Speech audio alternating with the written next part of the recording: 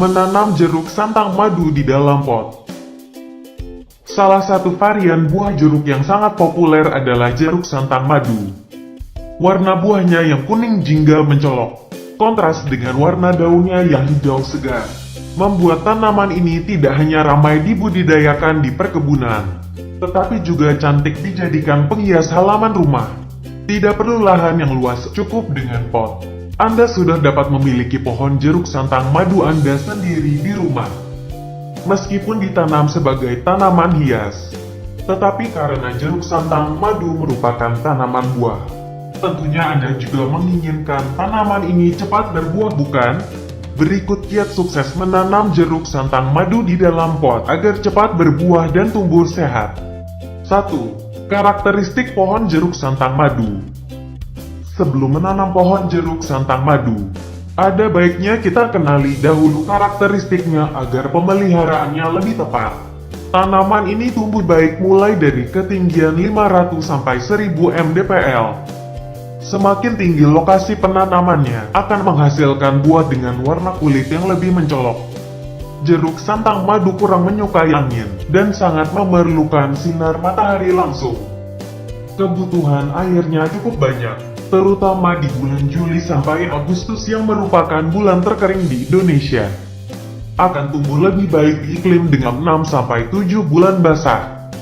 Dalam temperatur 25-30 derajat Celcius dan tingkat kelembapan 70-80%. Jenis tanah yang disukai jeruk santang madu adalah tanah lempung atau lempung berpasir dengan kombinasi tingkat kelihatan 7-27%. Debu 25-50% dan pasir kurang dari 50% atau tanah andosol dan latosol. Sebaiknya tanah mengandung cukup humus, pH antara 5,5-6,5. 2. Pemilihan bibit jeruk santang madu. Untuk mendapatkan tanaman jeruk santang madu dengan kualitas baik dan cepat berbuah, pilihlah bibit yang diperbanyak dengan cara vegetatif. Bibit semacam ini banyak dijual di pasaran, tetapi pastikan bahwa tempat Anda membeli bibit adalah tempat penjualan bibit yang dapat dipercaya. Pilih bibit yang telah berusia 7-8 bulan di polybag. Dalam usia ini, tanaman jeruk santang madu yang sehat akan memiliki tinggi sekitar 80 cm, dengan diameter batang pokok 2-3 cm. Ciri-ciri bibit yang sehat dan bebas penyakit adalah permukaan batangnya halus, akar serabutnya banyak, akar tunggangnya berukuran sedang dan tampak subur. 3. Pot dan media tanam. Meskipun tinggi, pohon jeruk santang madu dapat dipelihara sehingga tidak terlalu besar, tetapi ketika berbuah tanaman ini dapat memberi beban yang cukup berat bagi pot. Oleh karena itu, pilihlah pot bahannya cukup kuat. Pot yang ideal dapat berbahan tanah, porselen, plastik, semen, atau kayu selama proporsinya dengan tanaman sesuai. Sebagai awalan dapat memilih pot berukuran diameter 45 cm atau lebih sesuai ukuran bibit. Nantinya pot harus diganti secara rutin seiring dengan bertambahnya umur tanaman. Sebagai media tanam, Anda dapat menggunakan tanah kebun yang subur, tanah andosol, latosol, atau campuran tanah, pasir, dan pupuk kandang dengan perbandingan yang seimbang.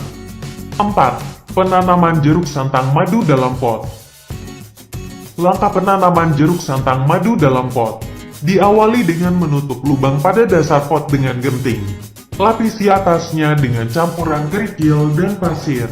Lalu masukkan media tanam hingga sepertiga bagian pot. Keluarkan bibit dari polybag, pangkas sebagian akar. Jika akar bibit terlalu panjang, sisakan setengah dari panjangnya semula saja. Letakkan bibit tepat di tengah pot, lalu timbun kembali dengan sisa media tanam hingga pot penuh. Sirami dengan sedikit air agar tanah agak memadat. Tanaman jeruk santang madu memerlukan sinar matahari setidaknya 5 jam per hari. Letakkan tanaman di tempat yang tidak terlindung dari sinar matahari langsung, agar mendapatkan sinar matahari yang cukup.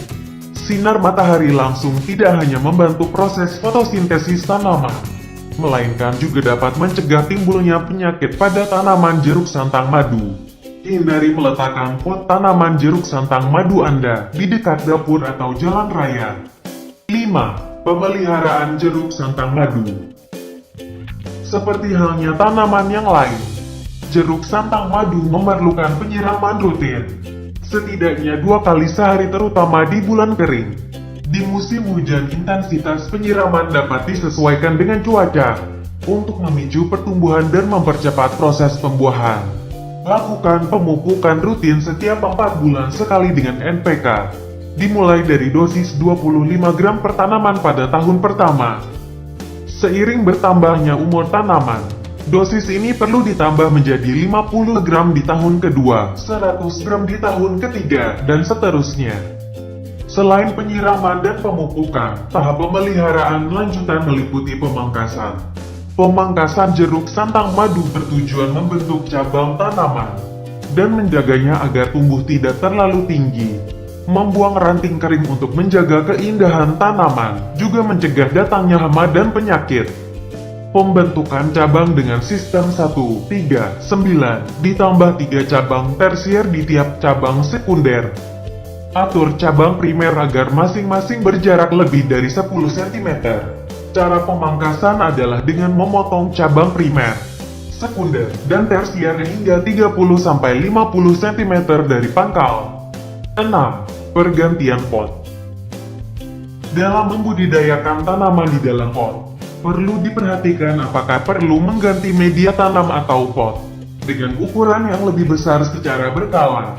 Hal ini untuk menjaga agar tanah tetap mengandung unsur hara yang diperlukan dan pertumbuhan tanaman berjalan baik tanpa kekhawatiran akan tumbang akibat pecah atau tergulingnya pot sebab tidak mampu menahan bobot tanaman. Penggantian pot dan media tanam yang pertama kali perlu dilakukan setelah tanaman berusia 3-4 tahun. Selanjutnya penggantian ini harus dilakukan secara rutin setiap tahun sekali. Sebelum mengganti pot dan media tanam, pangkas sepertiga cabang tanaman. Biarkan media tanam mengering, jangan disiram selama 2-3 hari. Setelah itu, angkat tanaman dari pot lama, buang sebagian media tanamnya yang lama. Siapkan pot baru dengan ukuran yang lebih besar. Isi dengan media tanam baru yang sudah disiapkan sebelumnya. Dan letakkan kembali pohon jeruk santang madu ke dalam pot. Timbun hingga penuh dan padatkan sedikit. Pra dan pasca panen. Jeruk santang madu yang dibudidayakan di kebun dapat berbuah 300-400 buah per tahun. Bahkan ada yang dapat mencapai 500 buah. Artinya pohon ini dapat menghasilkan buah hingga melebihi daya dukung cabang dan rantingnya jika dibiarkan begitu saja. Oleh karena itu, apabila tanaman sudah mulai berbuah, perlu dilakukan penjarangan supaya pohon mampu mendukung buah. Di samping itu, penjarangan juga dapat meningkatkan bobot dan kualitas buah yang dihasilkan. Buah-buah yang tampak tidak sehat, tertutup dari sinar matahari langsung, atau berada di rimbunan daun, atau muncul berlebihan pada satu tangkai. Hilangkan buah yang berada di ujung kelompok. Sisakan 2-3 buah saja dalam satu tangkai utama. Buah jeruk santang madu akan matang optimal antara 28-36 minggu setelah munculnya bunga. Petik buah yang sudah matang dengan gunting pangkas. Kumpulkan buah di tempat yang teduh dan bersih, dalam temperatur ruangan antara 8-10 derajat Celcius. Demikian langkah-langkah penanaman dan perawatan jeruk santang madu di dalam pot, agar cepat berbuah dan berkualitas baik. Jangan lupa like, share, dan subscribe channel Pohon Buah.